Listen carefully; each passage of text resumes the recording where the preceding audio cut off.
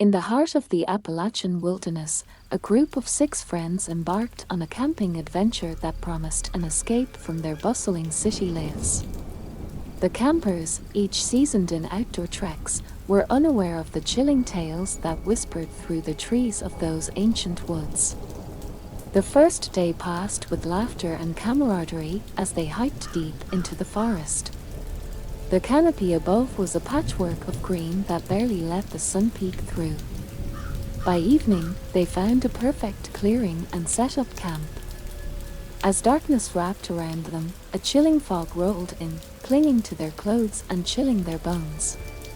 Gathered around the crackling fire, Alex, the self-appointed storyteller of the group, decided it was the perfect setting for a ghost story. The others, warmed by the fire and sipping on hot cocoa, encouraged him. Legend has it, Alex began, his voice a mix of mischief and warning, that these woods are haunted by the spirits of settlers who disappeared without a trace centuries ago. They say the settlers found something in the woods, something ancient and evil, that didn't want to be disturbed. The group exchanged nervous glances, the flickering fire casting eerie shadows on their faces. Lauren, always the skeptic, rolled her eyes. "Come on, Alex, really? Ghost settlers?" Alex shrugged with a sly grin. "Don't believe me. They say at night, you can hear whispers and see shadows moving between the trees. Some campers have even reported seeing ghostly figures in old-time clothing wandering aimlessly." As the night deepened, the wind began to howl through the trees, and strange noises surrounded their campsite. Rustles, crackles, and the occasional snap made them clench their sleeping bags tighter. Despite Lauren's skepticism, the eerie atmosphere made everyone uneasy. Just past midnight, while they tried to sleep, Emily sat up, her eyes wide with fear. "Did you guys hear that?" she whispered urgently. The others listened intently. From the darkness came a low, mournful wail that seemed neither human nor animal. It was a sound that froze their blood, a haunting, sorrowful cry that echoed through the trees. Panic set in, and David grabbed his flashlight. "I'm going to check it out," he declared, his voice a little too loud in the oppressive silence. "No, wait." Sarah grabbed his arm. It could be dangerous. But David was already moving towards the edge of the clearing. The beam of his flashlight cut through the mist, creating an eerie play of light and shadow. He disappeared into the woods, and the others waited in terrified silence. Minutes stretched into an eternity. Just as they were about to go after him, David came running back, his face pale and his eyes wide with terror. "I saw something," he gasped, out of breath. "There was a figure, just standing there, watching me. It didn't have a face." His words sent a shiver down everyone's spine. They huddled closer, suddenly aware of how isolated they were. The thought of breaking camp and leaving in the dead of night was tempting but dangerous. As they debated their next move, the wailing started again, this time closer. It was a sound full of sorrow and longing, a sound that seemed to beckon them deeper into the woods. Torn between fear and the inexplicable pull of the cries, they finally decided to stay put until dawn.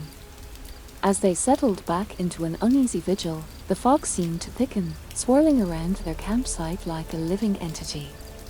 The fire flickered lower, casting long shadows that danced around them. Hours ticked by, each minute stretching into an eternity of whispered fears and half-seen visions. Just as the first light of dawn began to break through the trees, a scream shattered the early morning calm. They rushed out of their tents, only to find Emily standing at the forest's edge, staring into the woods, her face a mask of horror. "It's there," she whispered, pointing into the gloom. "It's waiting for us." And as they looked where she pointed, they saw nothing but the dense trees and the slowly lifting fog. But the feeling of being watched, of being wanted by something unseen, was undeniable. As they packed up their camp in haste, the sense of urgency and fear propelled them forward. They needed to leave, to escape whatever haunted these woods. But as they made their way back through the forest path, the sense that they were not alone followed them, lingering like the fog that refused to lift. And somewhere behind them, barely audible over the crunch of their hurried footsteps, the wailing started again, mournful and unending. The eerie wail followed them like a relentless predator, creeping through the dense undergrowth, its sorrowful cry echoing off the ancient trees. The group, driven by a primal fear, pushed forward, their boots slipping on the dew-slicked leaves and muddy underfoot. The forest around them felt alive, hostile, as if the very trees leaned in closer, whispering dark secrets in a language lost to time. "Keep moving," David urged, his voice barely above a whisper, as if afraid to disturb whatever lurked just beyond their sight. The shadows seemed to stretch and twist, forming grotesque shapes that danced just at the periphery of their vision.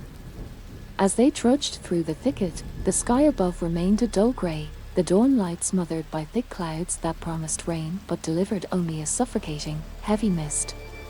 The path, barely discernible now, wound through gnarled trees and overgrown brush, leading them deeper into a part of the forest none had ventured before. Suddenly, Emily stopped, her hand shooting out to grab Lauren's arm. "Did you see that?" Her voice trembled with each word, her eyes fixed on a particularly dark patch of the woods. "What? What is it?" Lauren followed Emily's gaze, squinting to make out any details in the dim light. There, between those two trees, something moved. Emily's voice was a mix of fear and fascination. They all stared, holding their breath, the only sound the beating of their own hearts and the distant, never-ending wail. For a moment, there was nothing. Then, as if materializing from the very air itself, a figure appeared. It was shrouded in a tattered cloak, its face hidden beneath a hood, its presence exuding an aura of despair and malice. The figure stood motionless, watching them, its stance unnervingly patient. The sight of it sent a cold wave of dread sweeping through the group. Alex, the bravest among them, took a tentative step forward. "Who are you? What do you want?" he called out, his voice echoing strangely in the still air. The figure did not respond, nor did it move. It simply stood there, its presence like a dark stain on the natural world. Then, slowly, it began to fade, dissolving into the mist until nothing remained but the heavy silence of the forest. The group was left shaken, the encounter leaving a palpable tension in the air. They hurried on, the path becoming increasingly treacherous as the undergrowth thickened and the trees closed in around them. The sense of being followed, of being herded, grew stronger with every step. Rain began to fall, light at first, then growing heavier, drumming on the leaves and soaking through their clothes. The sound muffled their footsteps, adding to the disorienting atmosphere. The path, now a muddy river, was nearly impossible to follow. Sarah slipped, her cry sharp in the quiet forest. David and Alex rushed to her side, helping her to her feet. Her hands were muddy, and there was a tear in her jacket, but otherwise, she was unharmed. "We can't keep going like this," she said, her voice shaky. "It's too dangerous." "We can't turn back either," Lauren replied, wiping the rain from her face. "Whatever is out there, it's behind us." The dilemma hung between them, unresolved. As they stood debating, the air grew colder, the temperature dropping rapidly as if the forest itself were drawing heat from their bodies. The mist thickened, becoming a dense fog that enveloped them, reducing their world to a few feet in every direction. It was then that they heard it, a different sound, not the wail they had grown accustomed to, but a low, guttural growl that seemed to come from all around them. The ground beneath their feet vibrated with the sound, a deep resonance that felt almost like a warning. Frozen with fear, they huddled together, straining their eyes to see through the impenetrable fog. The growling grew louder, more insistent, as if whatever made the sound was closing in. "Circle up," David instructed, his voice firm despite the fear that gripped him. "Back to back. Whatever this is, we don't let it get any closer." They followed his orders, forming a tight circle, their eyes darting around, trying to penetrate the fog. The tension was palpable, each breath they took sounding loud in the eerie silence that followed the cessation of the growl. Minutes passed, or it could have been hours, for time seemed to have lost all meaning in that mist-shrouded forest. Then, as suddenly as it had appeared, the fog began to lift, retreating as quickly as it had come. The forest around them became visible again, the path clear. But it was the scene before them that took their breath away. The forest, once teeming with the green lushness of life, now stood stark and desolate. The trees, once robust and towering, were gnarled and twisted, their branches stripped bare, resembling the tortured limbs of a tormented soul reaching for an unattainable salvation.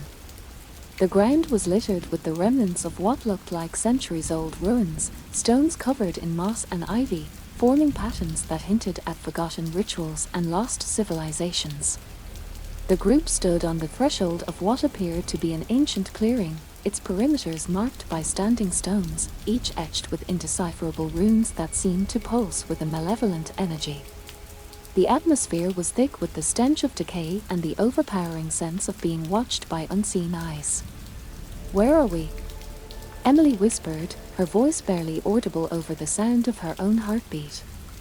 "I don't know, but this doesn't feel right," Alex replied, his gaze locked on the standing stones.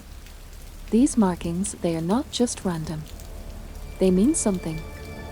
As they ventured deeper into the clearing, the ground beneath them felt unnaturally soft, the soil giving way under their feet as if it begrudged their intrusion. With every step, the air grew colder, the shadows deeper, and the sense of foreboding more oppressive. Suddenly, Sarah stopped, her eyes fixed on something in the distance. "Look," she exclaimed, pointing towards the center of the clearing.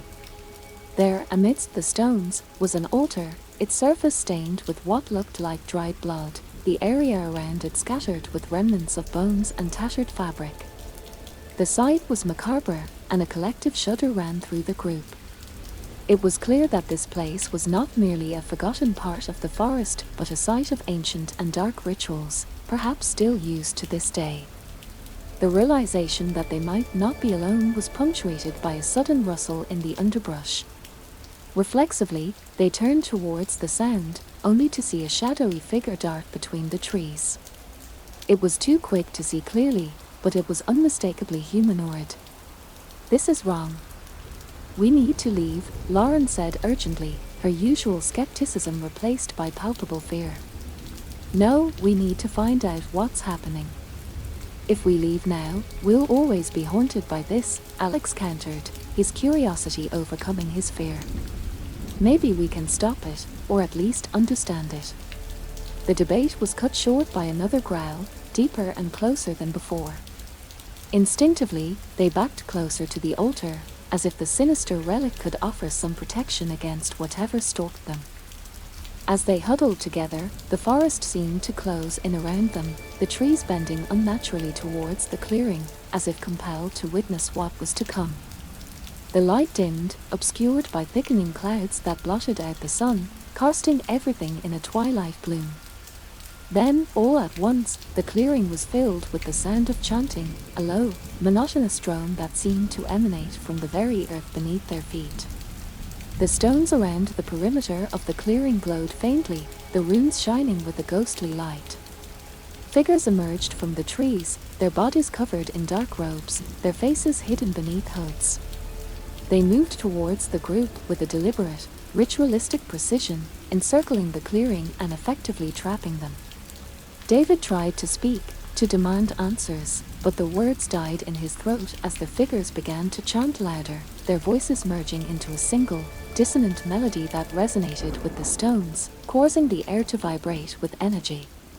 The group felt a wave of dizziness wash over them, the world tilting dangerously as the ground seemed to pulse beneath their feet. The figures continued their approach, the gap between them closing with agonizing slowness.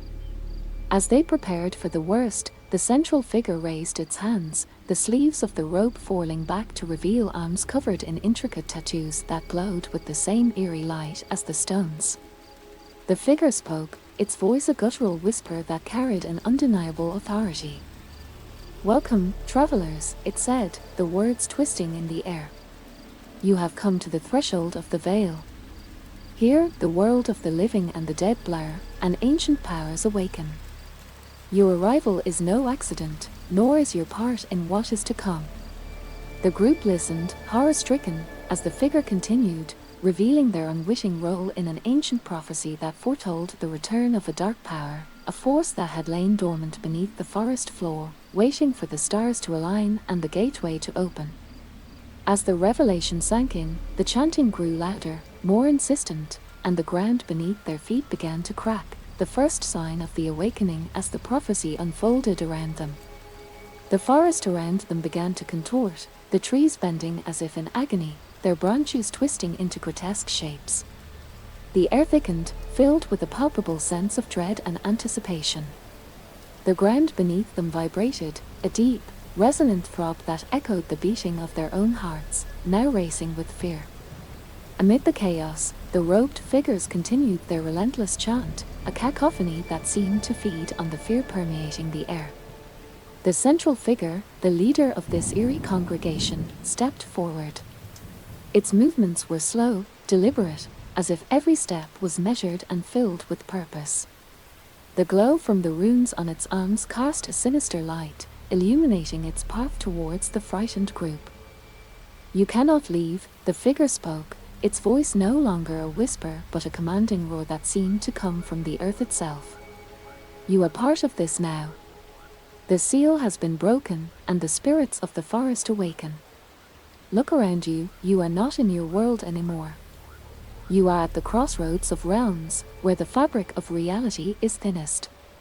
The trees around them seemed to lean in closer, as if eager spectators to their plight.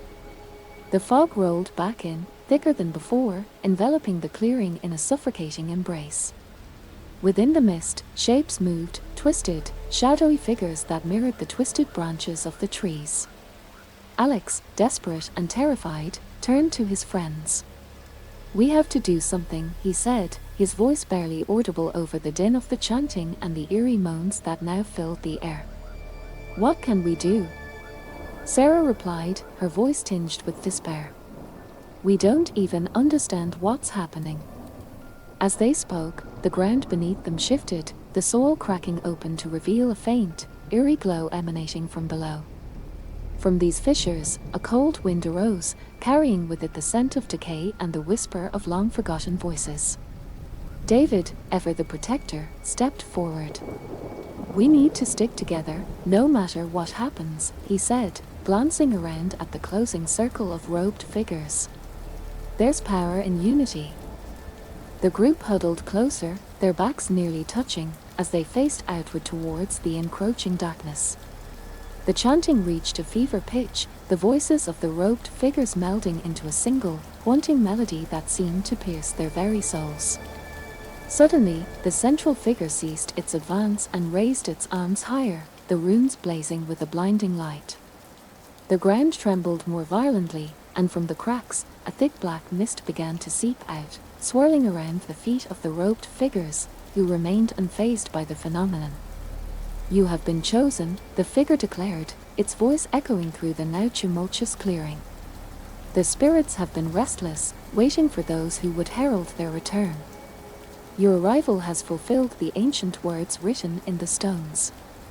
The figures around the perimeter of the clearing began to move closer, their robes fluttering in the unnatural wind, their faces still hidden beneath their hoods. As they approached, the group could see that their eyes glowed with the same eerie light as the runes, a soul-piercing gaze that seemed to look right through them. Emily, overcome with a sudden surge of defiance, shouted, "We won't be part of this. We don't belong here." Her voice, full of fear and anger, momentarily overpowered the chanting. The robed figures paused, and for a brief moment, silence fell over the clearing. Then, the leader spoke again, its tone now soft, almost pitying. "It is too late for choices. The gateway is open, and the spirits have marked you. You will play your part, willingly or not." As the leader spoke these ominous words, the black mist rose higher, enveloping the legs of the robed figures and creeping towards the group. They watched in horror as the mist seemed to solidify, forming tendrils that reached out towards them like the fingers of a seeking hand. The air was filled with the sounds of their frantic breaths and the relentless, ever-present wail that seemed to come from the very heart of the forest. The realization that escape was impossible settled in, their fate apparently sealed by the ancient and mysterious forces that had claimed this part of the woods as their own. The tendrils of mist touched their feet, cold and insistent. Panic rose in their throats as they tried to move, to flee, but their feet were rooted to the spot, held fast by the chilling embrace of the mist. As the chilling tendrils wrapped around their ankles, the group struggled desperately to break free, but the mist's grip was unyielding, pulling them closer to the ground. Their hearts pounded in their chests, the fear palpable in every breath they took. The chanting around them grew louder, a hypnotic drone that seemed to seep into their minds, clouding their thoughts with whispers of despair. The clearing was now entirely cloaked in darkness, the only light emanating from the eerie glow of the runes on the robed figures' arms and the ghostly luminescence of the stones encircling them. The air was thick with the stench of rot and the bitter cold of the creeping mist. Above them, the trees swayed as if in agony, their branches creaking ominously, adding a mournful song to the chaotic symphony of the night. Sarah, her eyes wide with terror, tried to speak, to shout for help, but her voice was swallowed by the overwhelming noise of the ritual. Beside her, David was pulling against the mist, his face contorted in rage and fear.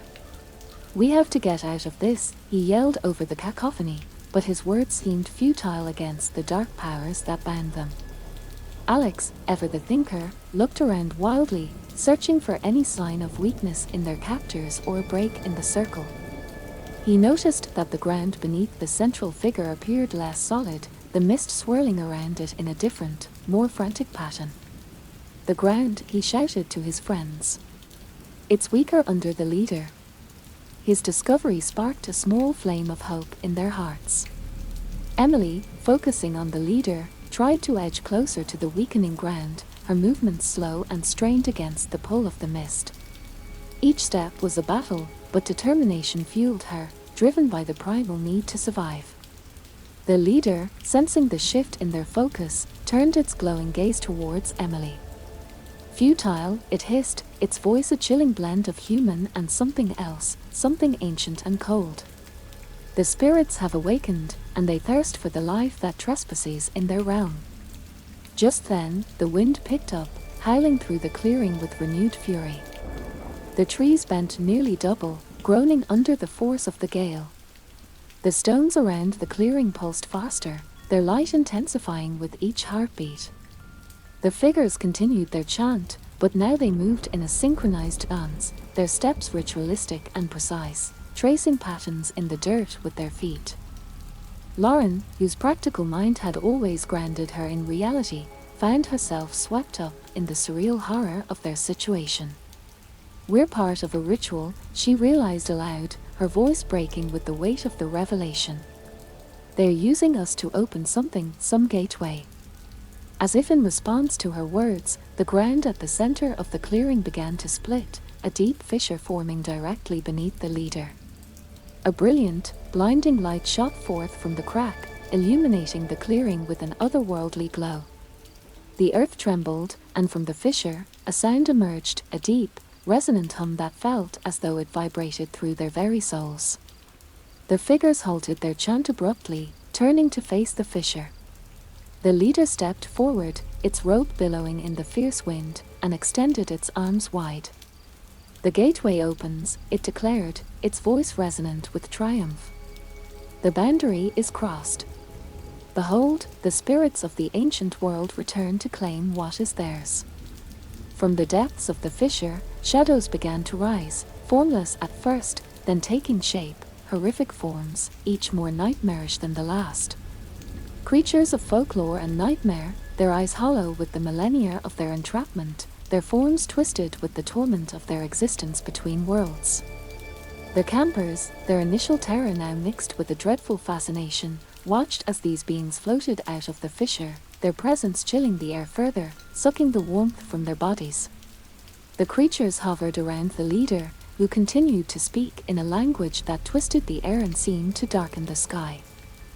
"The pact is sealed," the leader intoned, turning its hollow gaze upon the campers. "Now, you will serve as the bridge between our worlds. Through you, the balance is restored." The creatures advanced, their forms becoming more defined, more terrifying. They moved with eerie grace, their intentions clear and malevolent. The air around the campers grew colder, the mist thickening, forming chains of frost that wrapped around their limbs, binding them tighter. As the spectral forms encircled the group, each camper felt the air grow icier, their breaths visible in frantic puffs as the cold bit into their flesh. The mist's grip tightened like icy shackles clamping around their limbs. They were paralyzed, trapped in an ethereal prison as the ritualistic dance of the robed figures reached a fever pitch. The chanting resumed, louder and more urgent, and the air pulsed with a power that was palpable, almost electric. The ground beneath the fissure erupted intermittently with bursts of light, casting ghastly shadows that played over the features of the ghostly congregation. The creatures born from the rift hovered close, their forms solidifying into grotesque parodies of life. One appeared wolf-like but stood on twisted hind legs, its eyes a dull, lifeless black. Another was a hulking figure, its body covered in what looked like armored scales, each step causing the earth to tremble. Alex, his mind racing against the numbing fear, noticed a pattern in the ritual's chaos. The creatures seemed bound to the circle of stones, unable to move beyond its arcane boundary. "The stones," he shouted to his friends, his voice hoarse. "They can't go past the stones." "Maybe we can't either, but if we break the circle..." His words sparked a desperate plan. If they could disrupt the circle, perhaps they could hold the ritual, break the spell that held them captive. With renewed vigor, they struggled against their bindings, the frost cracking under their efforts as they reached toward the nearest stone. The leader, sensing the disruption, turned its ghastly visage towards them. "Foolish mortals," it boomed, its voice echoing like thunder. "The circle cannot be broken by human hands alone. But your defiance will only serve to bind you further." Ignoring the warning, David managed to grasp a loose stone, his fingers numb and barely responsive. He pulled with all his remaining strength, and with a groan that seemed to echo the cries of the forest itself, the stone tilted and fell, crashing to the ground with a thud that silenced the chant momentarily. The effect was immediate and chaotic. The creatures howled in rage and fear, their forms flickering as the circle's power waned. The mist recoiled like a wounded animal, loosening its icy grip. The campers fell forward, freed from their ethereal chains, scrambling away from the center of the clearing. "Run!" Lauren screamed, and they did, not daring to look back as they fled through the now darkening woods. The forest seemed to close in around them, branches whipping against their faces, roots snaring their feet, as if the land itself sought to keep them there. Behind them, the sounds of turmoil grew, a cacophony of roars, shouts, and the crumbling of earth.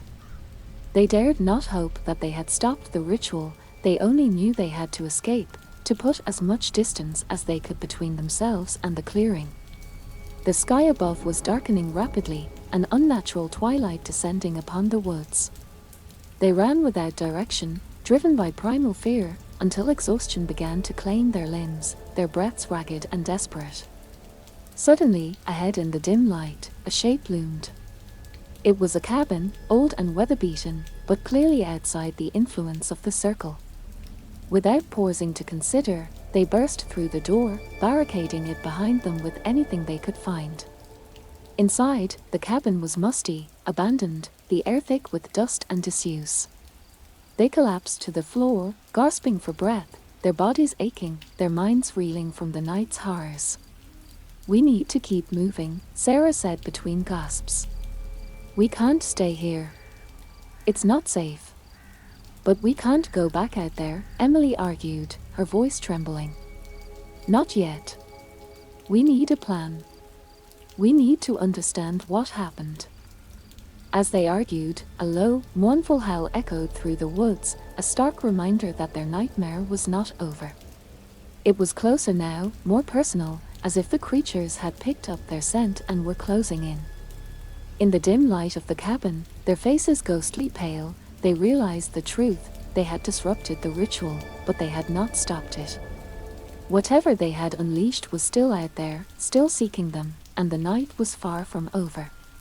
In the cabin, the air was thick with the oppressive weight of impending doom. As they caught their breath, the howling outside grew more desperate, more enraged. The creatures, bound by ancient magics, were now unleashed, their barriers broken. The campers knew they could not stay in this fragile haven for long. David, peering through the dusty window, whispered, "They are coming closer. We can't stay here." Alex nodded, his mind racing. "We need to make it to the river. It's a natural barrier. Maybe it can protect us." Gathering their sparse energy, they prepared to make a break for the river. The plan was desperate, but it was all they had. Lauren found an old lantern and lit it, the flame flickering uncertainly in the drafty cabin. "Let's stick together, no matter what happens," she said, her voice steadying her friends. They opened the door just a crack, peering into the encroaching darkness. The forest was alive with movement, shadows darting between the trees, the cries of the creatures a constant backdrop to their escape. "Run!" Emily shouted as they burst from the cabin, the lantern casting eerie shadows as they sprinted through the underbrush. The ground beneath their feet was treacherous, littered with fallen branches and slippery with moss, but fear propelled them forward. As they neared the river, the sounds of the forest changed. Their howling ceased abruptly, replaced by a deep, ominous silence. They reached the riverbank, the water wide and rushing, its surface reflecting the moonlight in shimmering waves. "Across the river, go!" Alex yelled over the roar of the water. They plunged in, the current strong against their weary bodies. Sarah lost her footing, her cry stifled by the splash. David grabbed her hand, pulling her upright as they struggled against the flow. Reaching the opposite bank, they clambered out, drenched and shivering, but alive. They looked back across the river. The creatures stood at the water's edge, pacing restlessly, but not crossing. It seemed the river was indeed a boundary they could not cross. As they caught their breath, the leader of the robed figures appeared on the opposite bank. Its presence was menacing, even from a distance. It raised its arms, and the air vibrated with power. "You cannot escape your fate," it boomed. "You are marked." But the river ran between them, a barrier it could not pass. The leader's figure seemed to waver, then faded as if swallowed by the forest itself. The creatures, too, retreated into the shadows, their forms dissolving into the darkness. The group turned away, knowing they were safe for the moment, but the mark of the spirits remained with them, a permanent reminder of the night's terror. They walked along the riverbank, the water a comforting companion in the night stillness. "We need to find help," Lauren said, determination in her voice. "We need to warn others. Whatever was sealed in that clearing, it's not over." They nodded, a silent agreement between them. As they walked, the first light of dawn touched the tips of the trees, painting the world in hues of gold and amber. The beauty of the morning was stark against the night's horrors, a poignant reminder of the thin line between the ordinary and the supernatural. As they moved forward, the memory of the night would haunt them, but they were survivors, bound together by their shared ordeal. Behind them, the forest stood silent, a dark and brooding sentinel. But ahead, the river led them towards civilization, towards hope. They knew they would never forget, and the whispers of the forest would echo in their dreams. But they had survived, and in that survival, they found the strength to face whatever lay ahead. The end of their journey marked a new beginning, one filled with caution and an unspoken understanding of the mysteries that lay hidden in the dark corners of the world.